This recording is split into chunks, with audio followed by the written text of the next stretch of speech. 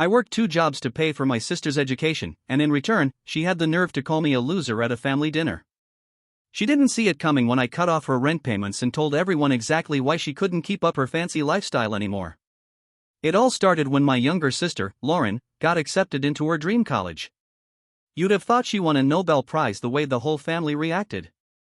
My parents were practically glowing with pride, and Lauren was already dreaming out loud about the impressive career she was destined to have. Meanwhile, I stood off to the side, doing quiet math in my head, trying to figure out how any of this was going to be possible. The truth was, my folks didn't have the money to cover her tuition. They made that pretty obvious with all the little comments they'd drop during family conversations. "Lauren's so gifted, but college costs a fortune these days," my mom would say, shooting a not-so-subtle look in my direction like I didn't already know where this was headed. At the time, I didn't have a lot to offer. I was working full-time as a mechanic, putting away whatever I could with the dream of owning a house someday. Still, Lauren was my sister, and I figured if I could help, I should. What's a little support between family, right? At first, it was just the basics, some cash for textbooks, a few bags of groceries here and there. But that was only the beginning. Before long, I was covering her rent, her utility bills, and even footing the bill for her nights out when she claimed she needed to unwind. Every time she reached out for money, it came with some excuse. "I'll pay you back once I graduate," or "Mom and Dad can't help right now, you know how it is." What really got under my skin was how my parents acted like it was my duty to keep bailing her out. "Family helps family," they'd remind me, like I wasn't already killing myself working double shifts to keep them all afloat. Meanwhile, Lauren behaved like the whole world revolved around her. She'd post selfies at fancy restaurants or pictures from weekend getaways, all smiles, without a care, completely ignoring the fact she was living off my paycheck. I kept telling myself this was just a phase. That once she finished school, it would all be worth it. That's what I believed, or at least wanted to believe. But deep down, I was starting to feel bitter. My life was stuck in neutral while hers raced forward, and I was the one footing the gas bill. I told myself things would calm down once she settled into college life. I thought maybe she'd realize how much I was sacrificing and show a little appreciation. But if anything, her attitude only got worse. The first real red flag was the way she started spending. While I was skipping meals and pulling night shifts just to pay her rent, Lauren was flashing designer purses, new shoes, and pricey dinners all over social media, stuff I couldn't even dream of affording for myself. At first, I tried to give her the benefit of the doubt. Maybe she picked up a part-time job. Maybe she was just exaggerating for the gram. But when I asked her about it, she brushed me off like it was no big deal. "Everyone at school dresses like this," she said. "I don't want to look like I don't belong." But it wasn't just about the money, it was everything. To her, I wasn't her brother. I was just a cash machine. She never checked in to see how I was holding up or asked if I needed anything. And my parents? They weren't any better. Anytime I tried to open up about how overwhelmed I was, they'd guilt-trip me into staying quiet. "She's your sister," my mom would say. "She's working towards something. You should be proud to support her." But this wasn't just support, it was sacrifice. I'd given up my weekends. My savings were gone. That house I was working toward? I might as well have kissed it goodbye. And through all this, Lauren never even sent a thank you text. Instead, she'd call me up to complain about her professors, her heavy workload, her annoying roommates. Not once did she ask how I was managing 2 jobs to keep her dreams alive. All the frustration I'd been shoving down started to rise. I was sick of being treated like I didn't matter. As long as she kept moving forward, no one cared if I was falling behind. Then came the final straw. One day, Lauren casually mentioned she was thinking about studying abroad for a semester. She didn't even ask if I could afford it, just flat out assumed I could handle it like always. "I think it would be such a great experience," she said over the phone, sounding all bubbly and carefree, like we were talking about picking out a new pair of shoes. "The program costs a little more, but it's a once-in-a-lifetime thing, right?" I just sat there, gripping the phone, trying to wrap my head around what she'd said. I was already drowning under her usual expenses: books, rent, groceries, and now she wanted me to fund a semester abroad? When I brought it up to my parents, hoping maybe they'd finally see how unreasonable all this was, they didn't back me up. They doubled down. "It's an incredible opportunity," my mom said. "You'll figure it out. You always do." I couldn't believe it. Not even a shred of acknowledgement for how hard I'd been working. No concern for how I was holding up. Just the same old expectation that I keep sacrificing, because apparently that was my designated role in the family. And while all this was building up, Lauren's attitude just got worse. She'd call me to whine about the most ridiculous things, her roommate wearing her shoes, the cafeteria not having real lattes. Meanwhile, I was busting my tail working overtime to keep her comfortable. Then came the little jabs, sarcastic laughs about how I was always working, teasing that I was married to my job. She thought she was being cute. But it started to gnaw at me. One night, during a break at work, I was venting a bit and one of my coworkers looked at me and said, "She doesn't appreciate you. You bend over backwards, and she acts like you owe her." That hit different. For the first time, I started to wonder if maybe they were right. Then came family dinner. Just a simple get-together, supposedly. My parents invited me over to catch up. Lauren was back in town for a short break. I didn't want to go, but I figured I could muscle through a couple hours. From the moment I walked in, it was like I didn't exist. My parents hovered around Lauren asking about her classes, her friends, if she needed anything else. I just sat there quietly, waiting for anyone, to ask how I was doing. But no one ever did. Halfway through the meal, Lauren brought up the study abroad program again.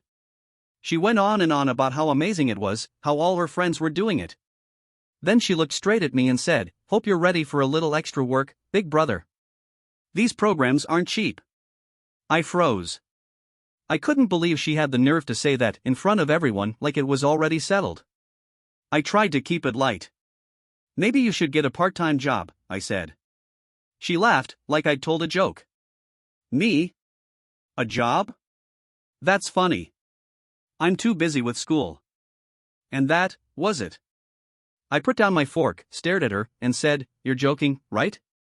You really think I'm just gonna keep bankrolling your life while you do absolutely nothing?" The whole table went quiet. My parents looked at me like I'd just cursed at church. Lauren's jaw dropped, but only for a second, then she snapped back. "What's your problem?" She shot back. "You've always been so bitter. Just because your life's going nowhere doesn't mean you need to take it out on me." That hit me like a punch straight to the gut. After all I'd done for her, sacrificing my time, my money, putting my own dreams on hold, this was what she thought of me? A bitter failure? Her words hung in the air like a slap. My blood boiled. But I wasn't about to let her have the last word. Bitter? I leaned forward. "You think I'm bitter because my life's going nowhere? My life's been on pause because I've been too busy funding yours. You ever think about that?" Before I could even finish, my parents jumped in like referees. "That's inappropriate," my mom snapped. "You're her brother. It's your job to support her." "My job?" I laughed, but there wasn't a bit of humor in it. When did it become my job to work 2 jobs so she could live like a queen? When did I sign up to sacrifice my future so she could have hers handed to her on a silver platter? Lauren folded her arms, rolled her eyes, and muttered, "Oh great, here comes the martyr routine." And that was the final straw. "You know what?" I stood up. "Call me a failure all you want, Lauren. But at least I earned every damn thing I've got. What have you done?" "Nothing. You sit around spending my money and pretending you're better than me." I looked my parents dead in the eye. "And you too? You've let this go on for years. You've enabled every bit of it. Well, I'm done. I'm not paying for a damn thing anymore. Not her rent. Not her tuition. Not a penny." The silence that followed was deafening. Lauren looked pale, genuinely stunned. "You can't do this," she said, her voice shaky. "How am I supposed to live?" "Figure it out," I said, grabbing my jacket. "I've been doing it for years. Time for you to learn how." I walked out of that dinner feeling like a weight had been lifted off my chest, angry, sure, but also free. Didn't take long for the backlash to start. The next morning, my phone lit up like a Christmas tree. First it was Lauren, passive-aggressive texts like "Thanks for ruining dinner and hope you feel good about leaving your sister to suffer." Then came the guilt trips. "You're really gonna leave me like this? After everything I've been through?" I ignored every single one. If she wanted to play the victim, she could do it without me. Then my parents chimed in. My mom called, voice dripping with disappointment. I don't know what's gotten into you. Lauren needs help. She's your sister. She's been my financial responsibility for years, I said. It's time she stood on her own 2 feet. My dad wasn't any better. You're being selfish, he said later that day. You're punishing her for no reason. What's she supposed to do now? Get a job, I said flatly. Like the rest of us. Then came the kicker. Lauren's landlord called me. She'd apparently told him I was the one who handled her rent, and when the payment didn't come through, he came straight to me. She's not my problem anymore, I told him. You'll have to take it up with her. I guess that shook something loose, because a few days later, Lauren showed up at my door out of the blue. She looked like she hadn't slept, disheveled, panicked, like a kid who just realized the rules actually applied to her now. You can't just cut me off, she said as soon as I opened the door. Yes, I can, I replied, leaning against the doorframe. She shifted awkwardly, clearly not used to hearing no from me or anyone else. And that's when I knew I'd finally taken my life back. You don't get it, she blurted out, her voice cracking with panic. If you don't help me, I'm gonna lose my apartment. I can't just move back home. Mom and Dad don't have the space. That's not my problem, I said flatly. Her mouth dropped open. Not your problem? You're my brother. And for years, I've been more than that, I cut in, stepping a little closer. I've been your safety net, your personal ATM, and your excuse for not growing up. I juggled 2 jobs so you could chase your dream, and the one time I asked you to show me an ounce of respect, you called me a failure. So no, Lauren, it's not my problem anymore. She blinked at me, like I'd just spoken a foreign language. I didn't mean it like that, she mumbled. I was upset. I wasn't thinking. You never think, I shot back. Not about anyone but yourself. You use me. You use Mom and Dad. And now that the walls are closing in, you're scrambling because for once, you actually have to deal with the fallout. Then came the tears, big, over-the-top sobs she probably thought would crack me like they used to. But I wasn't falling for it anymore. I'm not changing my mind, I said calmly. I'm done playing the hero. You need to figure this out on your own, get a job, cut your spending, do whatever it takes. Just don't drag me back into it. That answer didn't sit well with her. You're being cruel, she snapped, swiping at her cheeks. You're supposed to help family. Yeah, I said, steady as ever. But real family helps each other. They don't leech off each other and wrap it up in a bow called love. And until you figure that out, don't come back here. I closed the door before she could spit out another excuse. For the first time in a long while, I felt like I had control over my own life again. Of course, I knew the storm was coming. Lauren wasn't one to quietly accept a no. The next day, my phone lit up, Mom and Dad, furious. Mom kicked it off with the usual guilt trip. How could you do this to your sister, she shouted. She's struggling, and you left her when she needed you most. Struggling? I said, not even raising my voice. She's been freeloading off me for years while acting like she's some kind of royalty. Maybe it's time she found out what struggling actually looks like. Then Dad jumped in, accusing me of being heartless and ungrateful for everything they'd supposedly done for me. That part actually made me laugh out loud. Ungrateful? I said. You've gotta be kidding me. I've been keeping Lauren afloat while you two clapped from the sidelines like she was some kind of prodigy. Meanwhile, I've been busting my ass just so she could keep living in denial.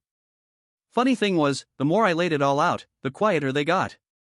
By the end of the call, the only thing they had left was some half-baked line about me tearing the family apart. And Lauren? Her meltdown was one for the books. She filled her social media with cryptic, passive-aggressive posts about being betrayed by the people closest to her. She even launched a GoFundMe to cover her rent, playing the victim and acting like some tragedy had struck her out of nowhere. Her friends jumped in with all the usual fake concern, let me know if you need anything. But the money barely trickled in. Turns out people aren't too keen on sponsoring a pity party. Word got around fast.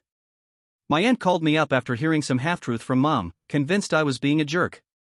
But once I told her the whole story, she quickly changed her tone. Wait, she really expected you to keep paying her rent, she asked, stunned. Welcome to my world, I said.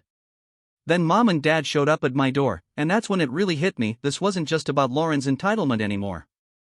The whole family was neck deep in enabling her, tossing her problems at my feet like I was supposed to clean them up. And when guilt didn't work, Mom switched to character assassination. She started telling people I'd abandoned the family, especially Lauren. Suddenly, I was hearing from cousins I hadn't talked to in years, people crawling out of the woodwork to parrot the same tired line, family comes first, or it's not fair to let her struggle. But little by little, Lauren's shiny act started to crack. Mutual friends told me she'd been evicted and had to move back in with Mom and Dad. And get this, she was complaining there too. One friend overheard her whining about how the food at home wasn't good enough. She actually said they should hire someone to cook for her now that you're not around, my friend told me, laughing. That was the final nail for me. If the family wanted to keep enabling her, fine, that was their circus. I wasn't signing up to be the clown anymore. And it just kept spiraling. Lauren kept playing the helpless role while Mom and Dad used what little money they had left to bankroll her lifestyle. Meanwhile, they kept pointing the finger at me like I was the villain. I heard from more relatives that Lauren was still out there trashing my name, twisting the story like I'd left her high and dry in her darkest hour. Of course, she never mentioned the years she spent mooching off me while flaunting her little fantasy life. But it wasn't just her bank account that crumbled, it was her whole social circle. Once folks realized her GoFundMe was just a fancy bigathan, they stopped answering her calls. No more free dinners. No more luxury hangouts. Without my wallet, she had nothing to offer. Then came the cherry on top, my parents called me in a panic. Turns out, Lauren had maxed out a credit card in their name to fund yet another shopping spree. Now they were buried in debt and begging me to help them out. I actually laughed. After everything, defending her, blaming me, painting me as the bad guy, they had the nerve to come crawling back? This is your mess, I told them calmly. You backed her. You ignored the red flags. You pushed me away. Now you get to deal with the fallout. They didn't argue this time. Maybe, just maybe, they finally realized I wasn't coming to the rescue anymore. That was the last I heard from any of them. I moved on, focused on building something solid for myself without their drama weighing me down. It took time to undo the damage, but I came out the other side stronger and clearer. As for Lauren? Last I heard, she's still holed up with Mom and Dad, riding the same old gravy train of excuses and self-pity. Part of me feels bad for them, they're stuck with the mess they created. But mostly? I feel free. They made their choices. Now they can live with them.